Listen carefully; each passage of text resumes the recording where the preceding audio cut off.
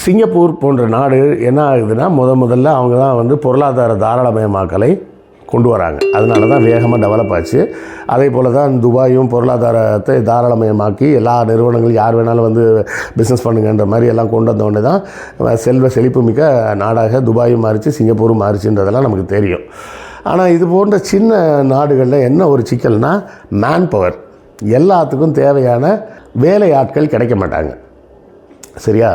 ஏன்னா சிங்கப்பூர்லேயே பிறந்த சிங்கப்பூரியன்ஸ் மட்டுமே எல்லாமே தெரிஞ்சவங்களாம் இருந்துடவும் முடியாது. அதுவும் இந்த அளவுக்கு வேகமாக முன்னேறணுன்றப்போ நீங்கள் என்ன ஒரு பிரச்சனை வரும்னா, சேர்ந்து ஒரு எக்கனாமியை டெவலப் பண்ணிங்கன்னு வச்சிங்களேன்.